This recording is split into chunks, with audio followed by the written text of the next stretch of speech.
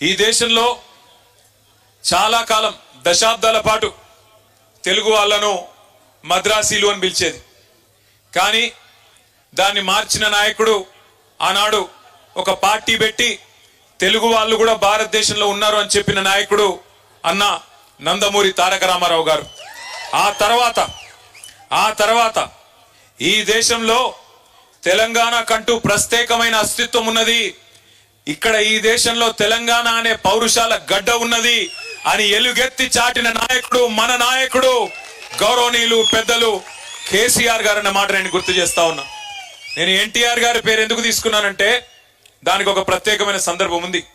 ఈ 76 ఏళ్ల భారతదేశ స్వాతంత్రానంతర రాజకీయ చరిత్ర చూస్తే 2 పార్టీలు, తెలుగు గడ్డ నుంచి పుట్టిన పార్టీలు విజయవంతంగా 25 ఏళ్ల పైచిలకు ప్రస్థానాన్ని కొనసాగించిన పార్టీలు 2.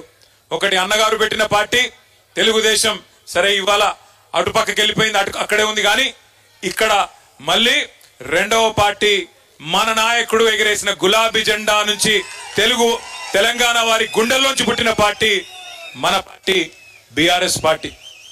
ఆనాడు ఇవాళ చాలా మంది చాలా మాట్లాడొచ్చు. జగదీష్ అన్న చెప్పినట్టు ఇలా ఎవడు పడితే వాడు, భూమికి 3 ఫీట్లు ఉన్నోడు కూడా చాలా మాట్లాడుతున్నాడు అసెంబ్లీలో. భూమికి 3 ఫీట్లు కూడా లేడు కానీ మరుగుజ్జు వాడు కూడా మాట్లాడుతున్నాడు. మరుగుజ్జు అంటే నేను మరుగుజ్జులను అవమానిస్తలేను, రాజకీయ పిగ్మీ అంటున్నా. కేసీఆర్ మోకాలెత్తు కూడా సరిపోనోడు కూడా ఇవాళ ఓహో ఆహా అని చెప్పి గర్జిస్తా ఉన్నాడు.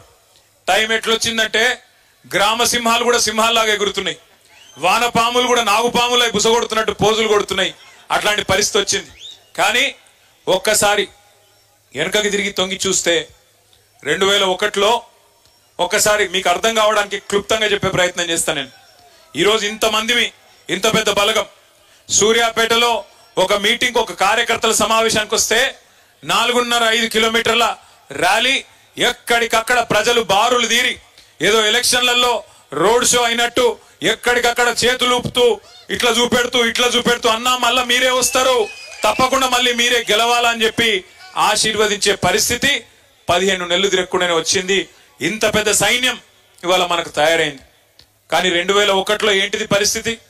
ఆనాడు కేసీఆర్ గారు పార్టీ పెట్టినప్పుడు ఏమున్నది కేసీఆర్ గారికి? ఆనాడు కేసీఆర్ గారు ఆయన వయస్సు 46-47 ఏళ్ల వయస్సు. పార్టీ పెట్టినప్పుడు ఒక రాజకీయ పార్టీ పెట్టాలంటే నిజంగా చెప్పాలంటే దుస్సాహసం. అప్పటికే 100 సంవత్సరాల చరిత్ర కలిగిన కాంగ్రెస్ పార్టీ ఒకవైపు, మరొక వైపు భారతదేశాన్ని ఆనాడు నడుపుతున్నది ఎన్డీఏ ప్రభుత్వం, భారతీయ జనతా పార్టీ ప్రభుత్వం. వాళ్ళు ఒకవైపు ఉన్నారు, బీజేపీ పార్టీ ఒకవైపు. మూడో వైపు అదే ఎన్డీఏకు కన్వీనర్ గా ఉంటూ, ఉమ్మడి ఆంధ్రప్రదేశ్ కు ముఖ్యమంత్రిగా ఉంటూ, ఢిల్లీలో చక్రం తిప్పుతూ మొత్తం భవిష్యత్తు నాదే, 2020 విజన్ అంటూ ఆనాడు 20 ఏళ్లు నాదే అంటూ గర్జిస్తున్న చంద్రబాబు ఇంకొక వైపు. ఆ పరిస్థితుల్లో ఒక నాయకుడు, ఆయనేం సినిమా యాక్టర్ కాదు, ఆయనేమి మొత్తం 10 తెలంగాణ జిల్లాల్లో ఆనాటికి పాపులర్ నాయకుడు కాదు. ఒక మంత్రిగా తెలుసు, ఒక రాజకీయ పార్టీ నాయకుడిగా తెలుసు తప్ప ఆనాడు ఒక సినిమా యాక్టర్ కాదు, లేదా ఒక అప్పటికే విస్తృతమైన ప్రజాదరణ కలిగిన నాయకుడు కాదు. అదే మాదిరిగా తెలంగాణ అనే అంశం కూడా అప్పటికే 30 ఏళ్లు మరుగునబడ్డ అంశం. 1971లో ఎప్పుడైతే తెలంగాణ ప్రజా సమితి అనే పార్టీ మీద 14కి గాను 11 పార్లమెంట్ సీట్లు గెలిచి మళ్ళీ కాంగ్రెస్ లో కలిసిపోయినారో ఆ తర్వాత ప్రజల్లో నమ్మకం చచ్చిపోయిన పరిస్థితి. తెలంగాణ సమాజమే మళ్ళీ తెలంగాణ వస్తది అంటే ఒక నమ్మకం లేని పరిస్థితుల్లో 2001లో గులాబీ జెండా ఎగిరేసి ఒక్కడుగా బయలుదేరి శూన్యం నుంచి సునామీ సృష్టించి తెలంగాణ సాధించిన మహానాయకుడు కేసీఆర్. ఇది ఏ రాజకీయ మరుగుజ్జు అవునన్నా కాదన్నా ఇవాళ మోకాలెత్తున్నోడు ఎగిరెగిరి పడ్డా, వానపాములు నాగుపాములై గుసగొట్టినట్టు యాక్టింగులు చేసినా, కేసీఆర్ ఆనవాళ్లు చెరిపేస్తామని ఎన్ని డైలాగులు కొట్టినా చరిత్ర చెరిపేయలేని సత్యమైంది అంటే కేసీఆర్ లేకపోతే, ఈ గులాబీ కండువానే లేకపోతే ఈ తెలంగాణ రాష్ట్రమే లేదు అనేది అక్షర సత్యం. ఇది ఎవరు అవునన్నా కాదన్నా వాస్తవం. కేసీఆర్ గారు ఎంబడి నడిచిన ప్రజలు ఆఫ్ కోర్స్ లక్షల సంఖ్యలో నడిచినారు. ప్రజా సంఘాలు కలిసి వచ్చినాయి, విద్యార్థులు బలిదానాలు చేసినారు, కానీ కేసీఆర్ నడుం బిగించి మొదటి అడుగు వేయపోతే ఆ తర్వాత 14 ఏళ్ల చరిత్రనే లేదు. కానీ ప్రారంభించినాడు ఏముండే? మనీ పవర్ లేదు, మజిల్ పవర్ లేదు, కులబలం లేదు, ధనబలం లేదు, చూపెట్టే మీడియా లేదు.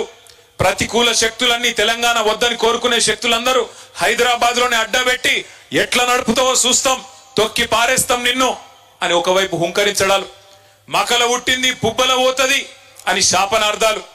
ఈ రకమైన వాతావరణంలో ఒక్కడుగా బయలుదేరి ఆనాడు పెద్దలు జగదీశ్వర్ రెడ్డి గారి కొంతమంది మిత్రులు ఉమ్మడి నల్గొండ జిల్లా నుంచి కూడా ఆనాడు తనతో పాటు బయలుదేరి, విజయసింహారెడ్డి గారు ఇట్లా కొంతమంది మిత్రులు, భరత్ గారు, వీళ్ళు బయలుదేరి కొంతమంది ఆనాడు ఆయనతో పాటు